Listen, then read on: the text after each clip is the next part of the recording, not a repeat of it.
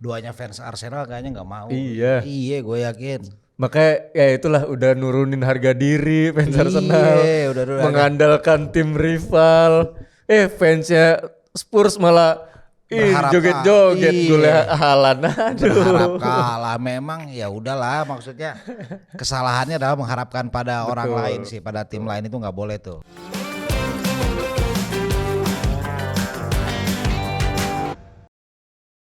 Kembali lagi di Skor Radar di channel YouTube Skor Indonesia bersama gue Fazar Zulfahmi dan juga my uncle Kang Jalu Wisnu Wirajati.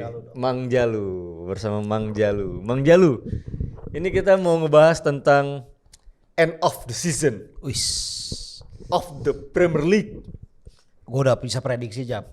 Apa prediksi lu? Liverpool peringkat 3, Aston Villa lolos Liga Champions. Iya kalau itu emang ya. Kalau itu emang udah nggak bisa berubah. Udah nggak bisa berubah. Kalau itu emang udah nggak bisa berubah. Nah ini adalah kesalahan Tottenham kalau menurut gua. Padahal mereka masih punya kesempatan buat ngerebut zona Liga Iya. Champions. Tapi peluang itu disia-siakan. Nggak, gue juga masih bingung nih. Apa namanya?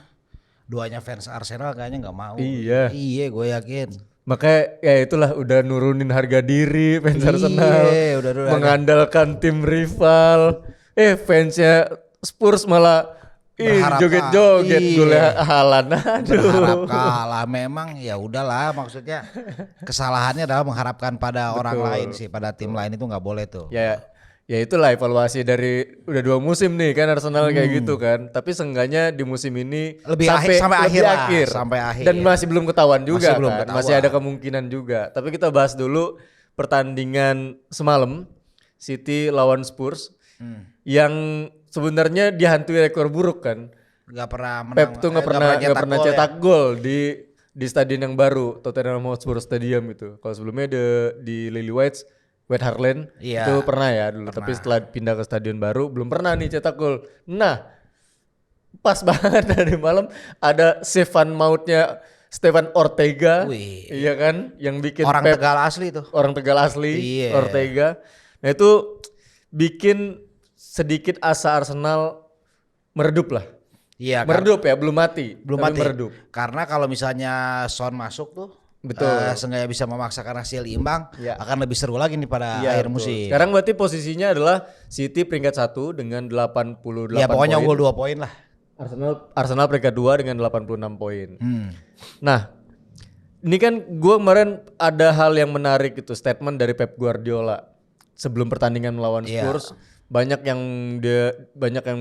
inilah kasih pressure ke dia, ya City menang karena duit aja gitu. Ya. Tim kaya raya gitu. Nah, Tapi kan fakta lain juga ya dia ngomong gitu, dia bilang ya kalau ini semua tentang uang, Manchester United, Arsenal, Chelsea ya bisa aja juara juga gitu. itu yang ngasih statement awal tuh salah aja.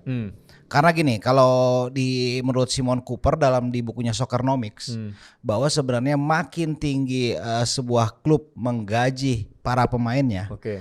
berimbas positif atau apa namanya pada perjalanan peningkatan, makin besar gaji, makin besar prestasi. Oke. Ya kalau kita berbicara gaji ya Manchester City sekarang termasuk yang salah satu yang paling gede kan di Eropa, dan sementara ya walaupun Chelsea banyak segala macam, tapi kan secara gaji mereka masih di bawah, bahkan mungkin Liverpool masih lebih tinggi dibandingkan itu. Ya jadi sebenarnya kenapa Manchester City kalau dikatakan itu statementnya mengeluarkan banyak uang segala macam kalau klub lain, ya sebenarnya kan Manchester City nggak perlu banyak perubahan, Jap. Ya. Mereka sudah berinvestasi jauh sebelum musim ini, dan itu akhirnya dicapai dalam beberapa musim terakhir yang juara 4 kali beruntun kalau misalnya sampai musim ini ya. Jadi ya statement itu menurut gua dari awalnya udah salah analisis, karena memang besaran transfer itu tidak berbanding lurus sama prestasi, tapi besaran gaji yang berbanding lurus dengan prestasi di Ya, lapangan. karena kalau- Pengecualian Manchester United ya. Betul. Selalu pengecualian kalau itu Itu ya. kan selalu Ya. gitu. Nah itu yang gue bilang juga, kalau ngomongin tentang transfer ya dalam 1 dekade terakhir pun MU lebih gede gitu. Iya. Nah balik lagi masalah direktur olahraganya, masalah tim manajemen dalam memilih pemain itu kan juga jadi salah satu Iya. faktor penting kan. Iya, Dan kalau- juga MU apesnya, kalau MU tuh udah kayak barang-barang vintage. Jadi pemain Iya. biasa pun digoreng mahal kalau mau ke MU Benar gitu. ya kan ya itu juga dalam artian masalah kebutuhan kan, kalau Iya. misalnya MU sama Chelsea kayaknya FOMO doang sih Jap. Wah ini betul. bagus nih beli, Ya. ini beli ya. Tapi kan tidak menilai kebutuhan tim secara keseluruhan ya. Sementara ya kembali City itu sudah terkonsep sejak Guardiola pertama kali datang. Jadi ya tidak banyak pembelian yang sia-sia lah bisa dikatakan demikian. Ya banyak, walaupun mereka ngeluarin banyak duit, tapi pemain-pemain yang mereka datengin itu punya kontribusi yang terlihat gitu. Bahkan ketika pemain itu nggak worth dan dijual, itu juga masih menguntungkan gitu buat City gitu, kayak Ferran Torres. Ya beberapa pemain yang masih laku laris manis lah kalau dijual gitu. Betul. Ya kalau MU kan datengin Anthony Gasing 100 juta, kontribusinya 1 gol 1 assist, terus dia kasih statement, saya bangga dengan penampilan saya musim ini, apa yang kerja keras saya musim ini. Ya Paul Pogba beli berapa Betul. mahal gitu juga. Pogba juga yang keduanya kan. Iya. Itu mahal juga. Lukaku tapi masih dijualnya masih lumayan tinggi lah harganya. Yes. Di Maria. Jadi banyak pemain yang zong kalau MU. Kalau MU karena ya mungkin itu baik lagi ke tim-tim dirteknya, dari tim pelatihnya, kebutuhan. Ya, apakah sama itu keinginan pemain keinginan pelatih atau keinginan manajemen owner gitu, atau keinginan manajemen itu kan beda-beda. Iya. Nah, selanjutnya adalah gua mau ngomongin tentang Arsenal.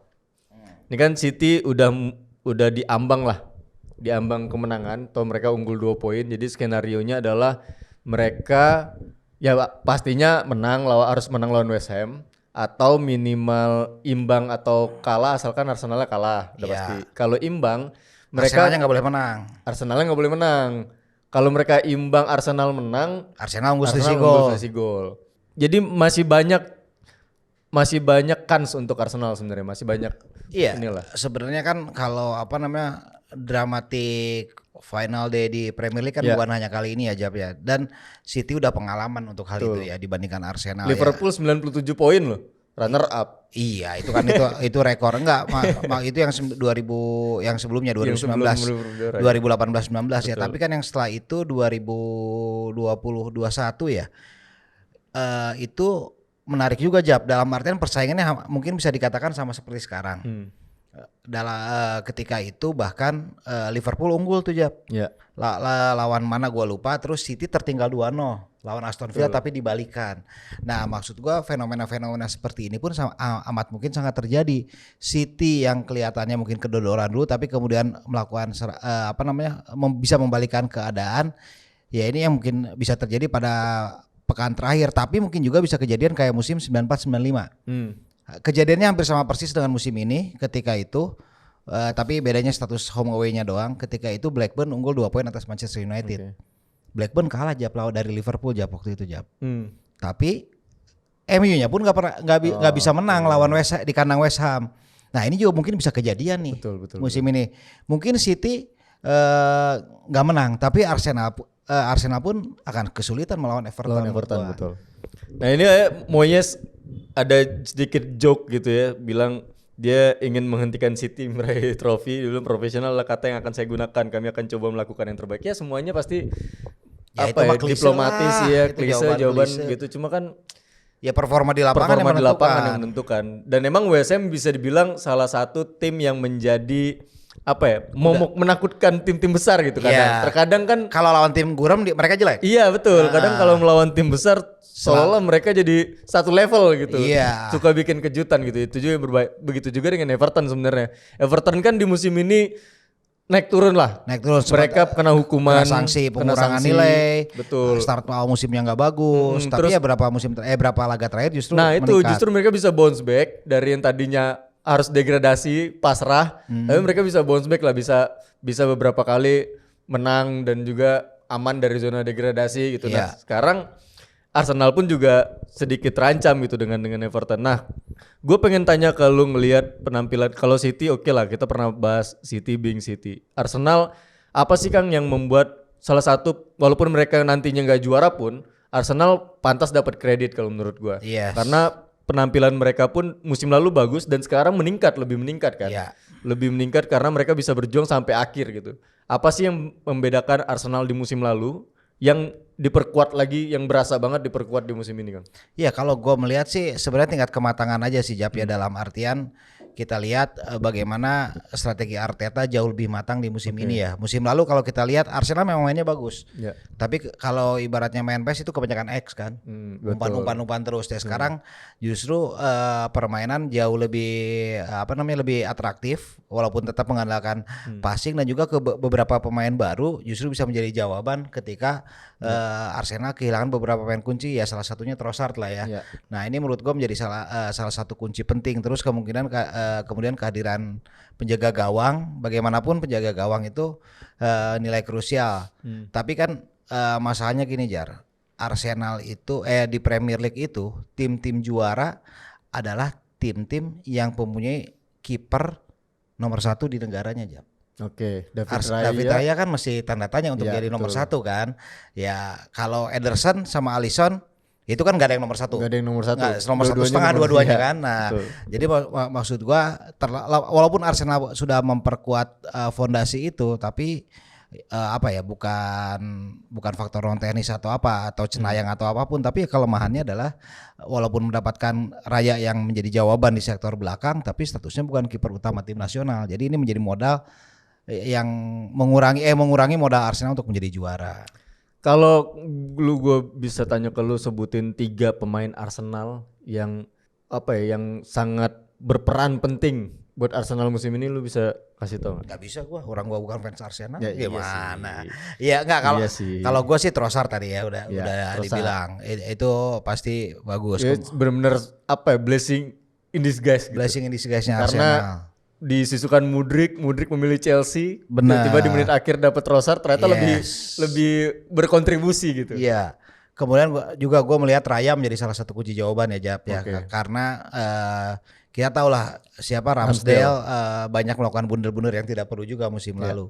Satu lagi mungkin yang sedikit dilupakan adalah Kai Havertz Jap. Ternyata kalau gue melihat Kai Havertz ini walaupun tidak banyak dimainkan sebagai pemain utama, tapi ketika dimainkan dia beberapa kali menjadi pembeda hasil akhir pertandingan. Ya, dia juga kan sempat lah mendapatkan kritik-kritik pedas di awal-awal dia pindah ke Arsenal. Kontribusinya nggak jelas, dia main di posisinya nggak jelas, ditaruh striker nggak ngegolin, ditaruh belakang striker kontribusinya nggak jelas. Tapi setelah hampir mungkin sebelum paruh musim kali ya. Iya. Dekat-dekat paruh musim, habis itu setelah paruh musim juga dia makin oke gitu. Iya, blessing in disguise juga karena lini depan Arsenal beberapa kali terpa cedera kan, sehingga dia dipaksakan untuk mendapatkan kesempatan tampil lagi. Ya itu sih, banyak pemain-pemain yang justru pemain yang tadinya diharapkan bisa jadi punya peran penting. Siapa namanya? Julian Timber. Ya kan, dia salah satu pemain yang diharapkan bisa memperkuat sisi kiri. Sisi kirinya Arsenal, karena sisi kirinya Arsenal kan salah satu menjadi lobang.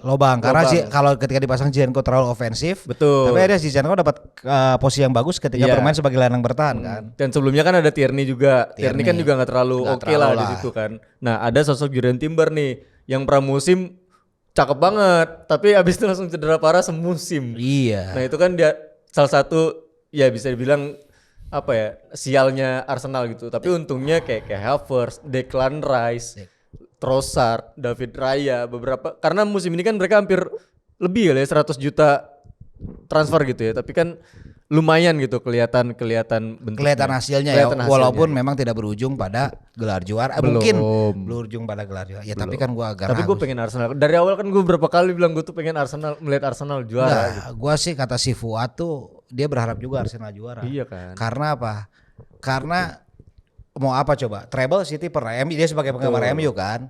Sebenarnya hal yang susah dilakukan sepak bola modern apa? Juara 4 musim beruntun di Liga Inggris. Itu dia. Nah, ini City punya kesempatan besar. Dia dalam 7 musim berarti dia sekarang kan udah 5 ya. Iya. Menuju gelar ke-6 kan. Yes. Dalam 7 musim terakhir. Jadi kan itu bisa gimana nggak orang bilang Liga Petani jadinya Premier League kalau jadinya City terus yang menang. Tapi ya itu dia lah scorer. Kita sih berharap semuanya sepakat Arsenal yang harus juara, walaupun sepakat harus juara. Diharapkan Arsenal juara. Cuman diharapkan Arsenal juara. Ya ini gue pingin melihat akhir musim ini apakah seperti 94-95 yang ketika dua tim teratas justru gagal pada pada penghujung laga yang akhirnya sang pemuncak klasemen juara, atau seperti 2020-21 apa 21-22 Atau ya City MU waktu itu. Kalau City MU kan nggak mungkin. Iya, yang waktu itu. Kan itu harus menang Aguero. dua-duanya. Itu kan posisinya poinnya iya sama. benar, poinnya sama. Yang poinnya berbeda ya itu kayak 2021 atau 21-22 plus 94-95. Iya. Ya kalau misal kayak 94-95 menarik juga tuh ketika dua tim teratas gagal mungkin sama-sama tertekan akhirnya gagal meraih kemenangan tapi ya diuntungkan City yang unggul 2 poin itu aja sih. Ya, itu dia scorer. Kalau kalian berharapnya apakah City yang juara atau Arsenal? Mungkin banyak juga yang berharap City kali ya Siapa yang berharap? karena banyak fans netral kan kalau di Indonesia. Wih, walah Jadi dong. ya udah City aja gitu. Ya enggak juga lah, fans netral juga menurut gua Arsenal gue yakin ya. sih. Gue sih pengen lihat Arsenal. Gimana kalau kita sama-sama istighosah? Ayo, mari kita luangkan waktu. Kita luangkan waktu untuk berdoa supaya hasil akhir sesuai dengan harapan banyak pihak kecuali fans City. Iya betul. Gitu Ya itu sih. dia sekarang episode kali ini. Ya memang apapun hasilnya Arsenal layak mendapatkan kredit Betul. atas penampilan mereka musim ini. Banyak banget perkembangan walaupun ya di Champions ternyata masih belum bisa compete. Tapi Belum. Makanya gue bilang belum bisa compete. Tapi di Premier League mereka lumayan mengganggu City sampai detik-detik terakhir. Dan jangan lupa juga, jangan lupa juga. pertandingan akhir musim ini menjadi perpisahan bagi Klopp dan Moyes. Betul. Iya kan? Nah ini kita Klopp aja kemarin udah terlihat menyendiri Yes. di Anfield memandangi. Ya ini menjadi kesempatan terakhir Klopp sama Moyes dalam tanda petik ya, kan kita nggak tahu masa depan orang. Tapi yang jelas dua pelatih ini sudah pasti akan hengkang. Betul. Ya dua-duanya juga dua klub itu juga West Ham maupun Liverpool udah punya pelatih pengganti kan. Ya Moyes mungkin ke MU kayaknya Kang untuk memperbaiki MU lagi. Kayaknya karena di bawah Moyes poinnya lebih banyak. Iya kan? Peringkatnya satu peringkat lebih tinggi, Betul. masih zona Eropa. Mending Moyes aja ngapain Ten Hag. Udah itu segitu aja dari gua sebelum melebar lagi. Jangan lupa nantikan episode kita spesial Euro ya. Spesial Piala FA dulu dong. Oh iya, minggu spesial depan. Piala Minggu FA. depan spesial Piala FA Kita akan ada ada bintang bintang tamu. Betul. 2 cewek. Bosen cowok melulu kan? Duo kan? Duo, iya. Duo Nah, apa? nanti lah kita spill. Iya. Duo kan tapi? Duo. Iya, Iya duo. benar ya. Tunggu aja nanti. Sampai ketemu di episode selanjutnya. Gue Fajar Dul pamit dan Mang Kang Jalu pamit. Bye bye.